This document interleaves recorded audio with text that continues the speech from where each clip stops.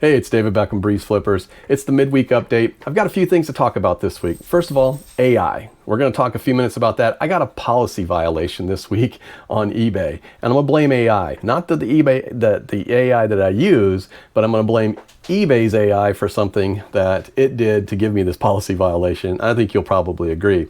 Also, CGC, if you're not familiar with them, they're the ones that grade comics. They've made some news this week with a couple of things that they've released, and also PSA, Professional Sports Authenticator, who usually grades cards, has stepped into the grading game for comics. So let's talk about that as well. And last, I've seen a lot of news and a lot of people talking about these new AI listers that are coming up, and one in particular that could be pretty good. I've seen some samples of it. However, I'm not ready to hang my hat on anyone's shingle yet, because I want to review them a little bit more and see what they really can do. So let's get into it.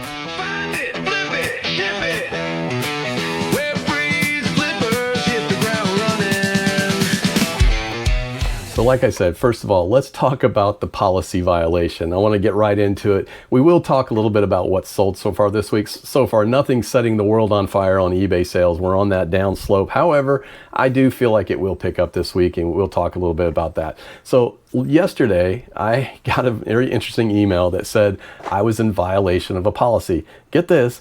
It's the policy protecting minors policy, and it said that it says we don't allow listings that include images or descriptions of minors under 18 in a compromising situation. Even if the listing is not intended to be sexual in nature, minors must be fully clothed.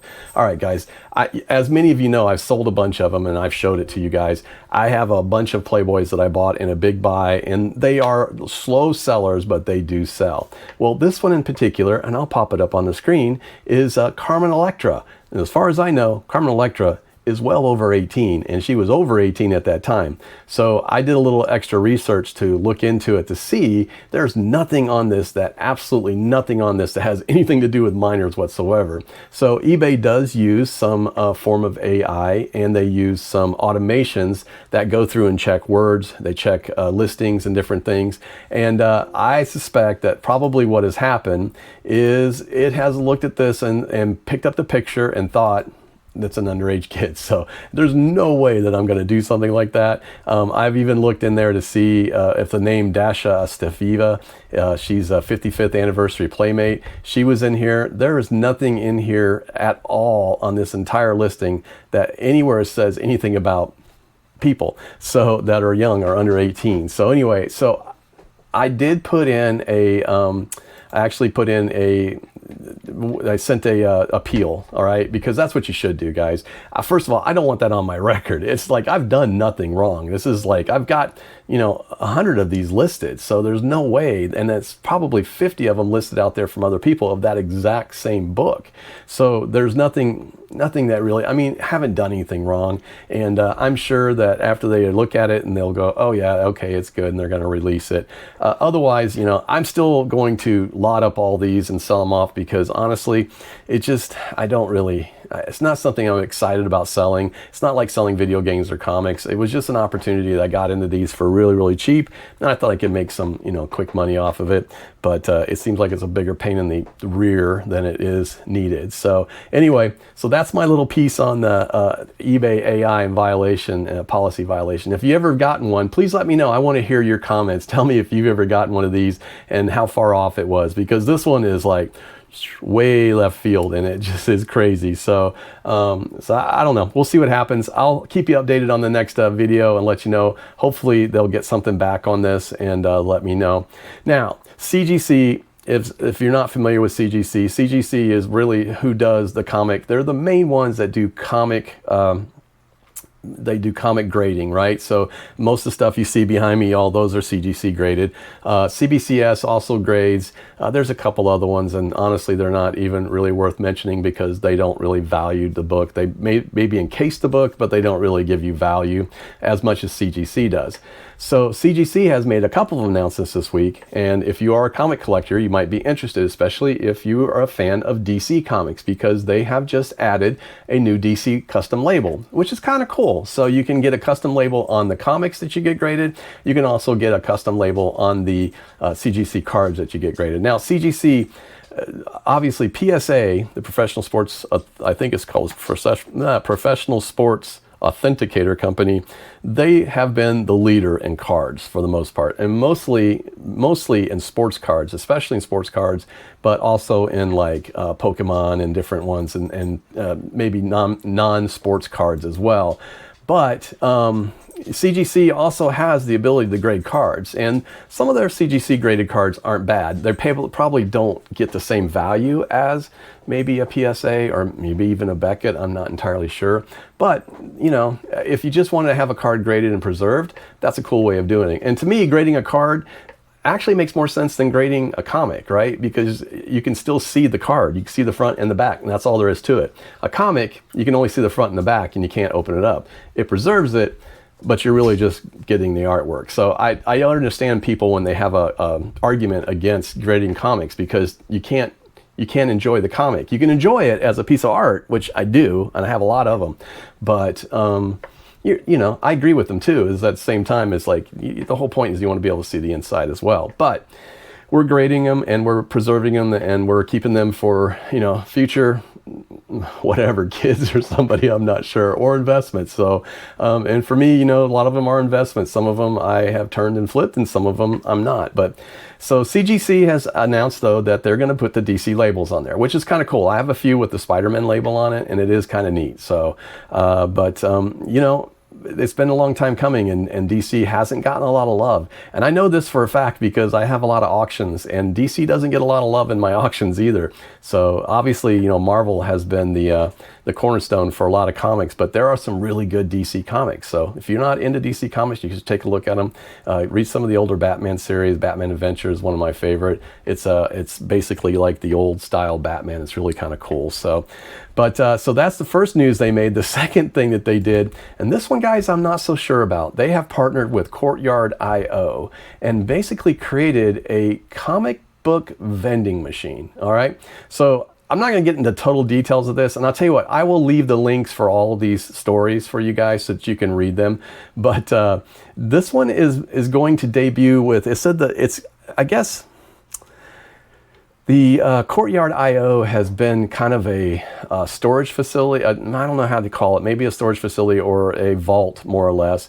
But they have been selling Pokemon cards for a while, graded Pokemon cards, and that you can basically buy it, and you're essentially getting an NFT. So you are buying a physical item, but you're getting an NFT item that you could cash it in if you really wanted to. So you can actually have them send you the item if you really want it. However, it can stay on their vault, and you can buy and sell it there as much as you want. You can keep it there for as long as you want, and you can trade it, you know, or sell it and buy others. So they're doing that now with comics. So they're starting out basically at $200 for a pack.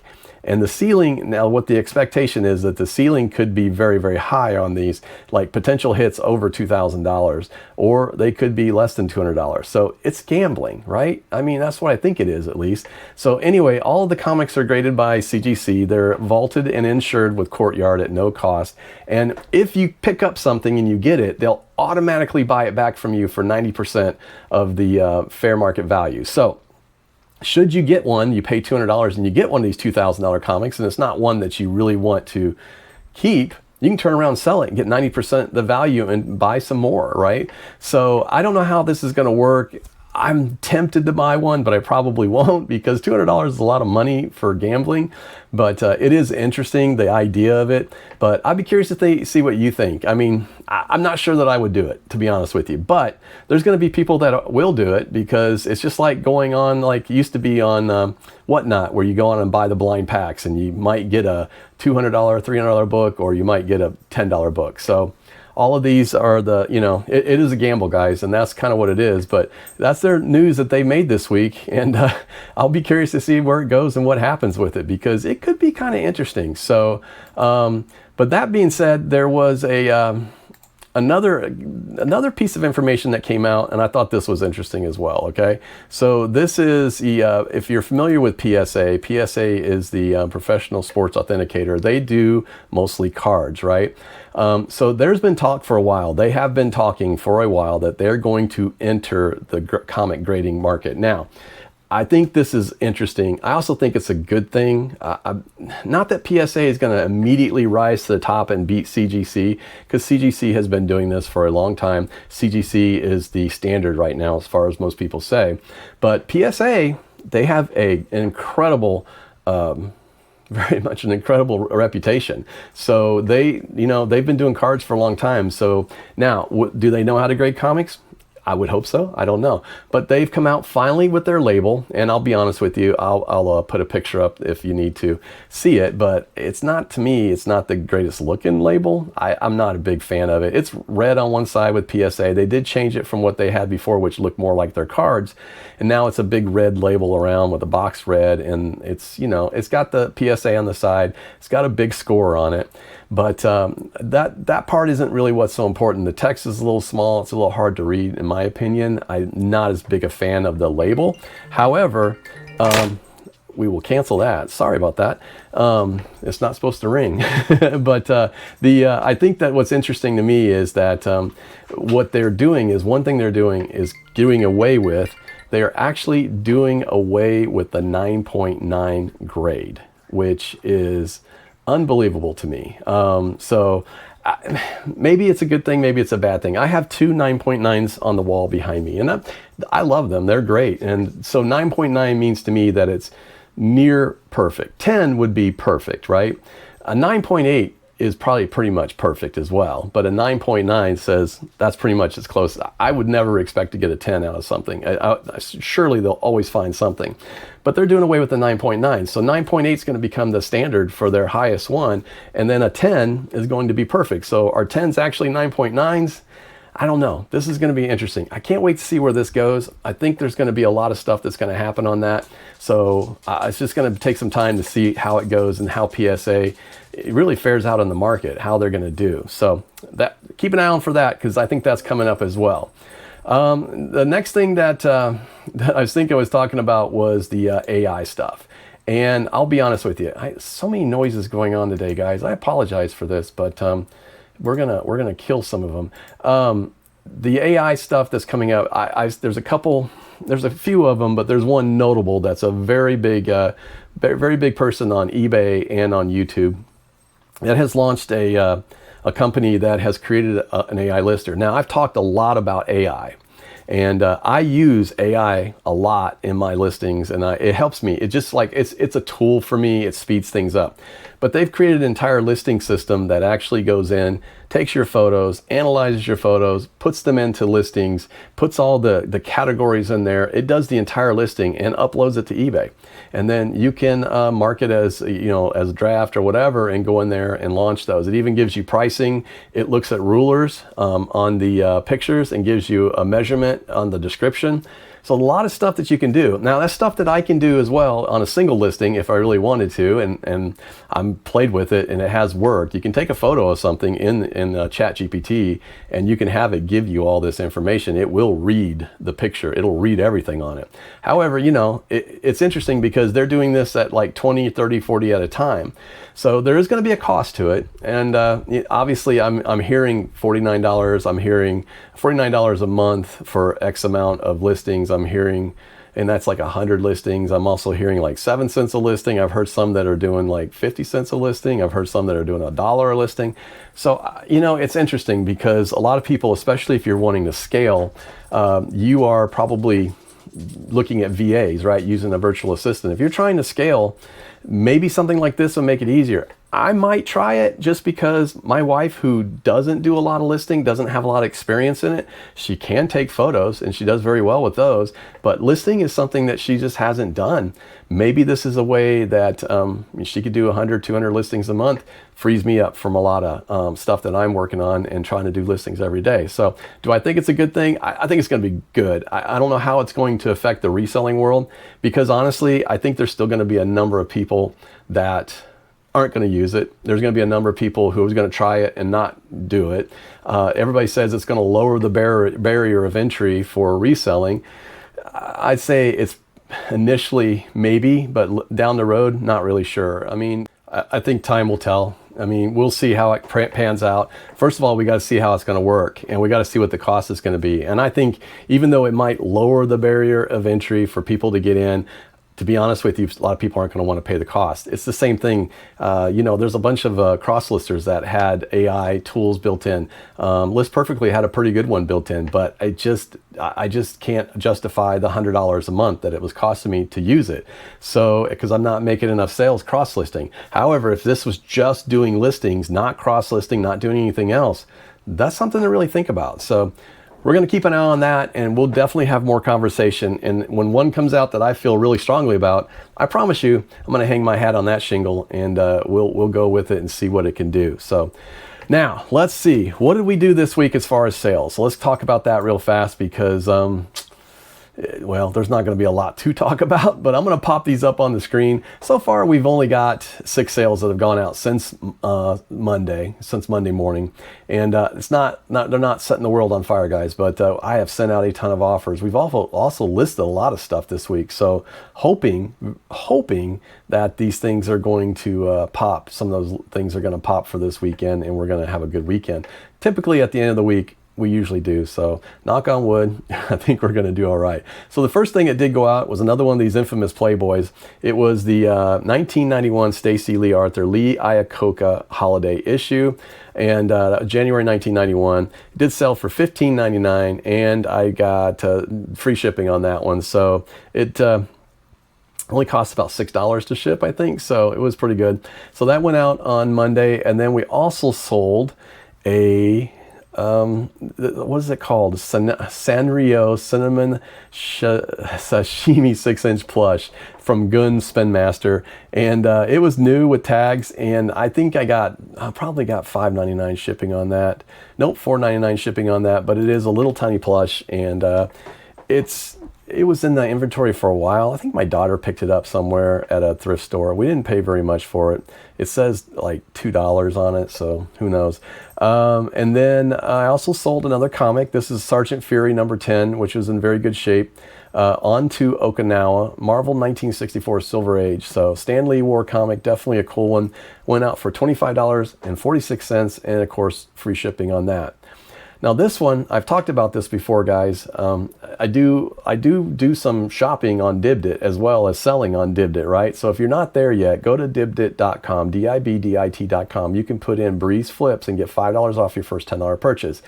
There's a lot of resellers that are buying some very good items there and flipping them and making okay money on them, and good money. Some of them very, very good money.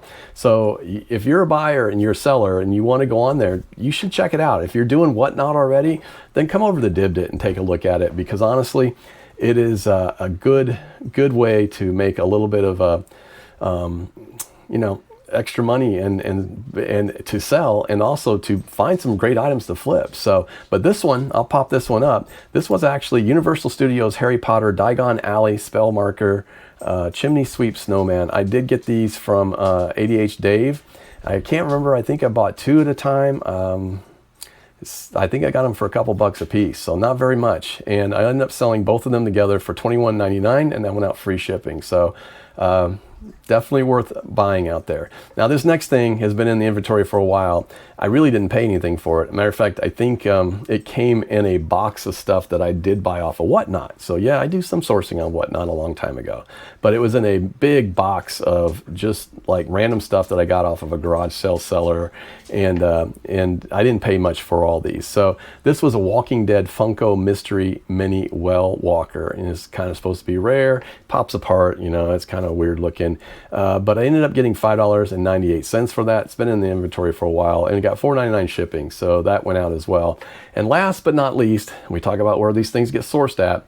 I sold a Fat Mojo The Office Dunder Mifflin Scranton Branch buildable set from NBC, and it's not quite complete. I actually counted every piece and every part, and it's short a few pieces, but picked it up at the Goodwill bins, actually. So I didn't pay much for it, and it's been sitting in inventory for a while. It sold for $7, and I think we got I think $8.99 shipping on that. So it did have to go out in a 12 by 12 by 4 box. So it was fairly good size. So that's went out so far this week, you know, like $111, but hey, it's not the end of the world. I think it's going to be fine in the end. So it's been you know, like I said, a little bit of a slow week on eBay. Had a good auction last night on Dibbit. Again, come check us out there, guys. It's a lot of fun. If you haven't had a chance to yet, again, use BreezeFlips. You can get $5 off your first $10 purchase. But we're going to have another auction tomorrow night, 7 p.m. Central on Dibbit, and we're going to be doing some more comics. And next week I got some new Lady Death coming in, so it's going to be kind of fun. I get a lot of people for that auction because they always want to see what's new and what's coming. So, but that's kind of what's going on this week, guys. I hope that you're having a great week. This is not a very long video today. Not a whole, I mean, you know, I had a lot of stuff to talk about, but not a whole lot of stuff after that. But I'm going to kind of look at some ideas and things that I can do for the next few videos to, again, I've really decided I want to be a helper, and that's really what I want to help. I want to help you guys, and it does make me feel a little bit better, especially I've had several people that have commented that they appreciate it and appreciate the videos, and I appreciate you guys. And if you've subscribed, I really appreciate you. If you haven't subscribed yet, I still appreciate you. I wish you would subscribe though. If you hit the subscribe button, it helps us out, and you know, we're trying to grow the channel a little bit, and not that it's important to be there, but it does help in the long run, I think, down the road. This is not a money-making thing for me. It really is just a way for me to talk to you guys, and it's a way to get things off my chest and kind of just you know, communicate with the community out there. So, because there's a lot of us resellers, and sometimes we all need somebody to talk to. So, but anyway, I hope you guys have a great week. Stay safe. I'm David Beckham, BreezeFlippers. We'll see you.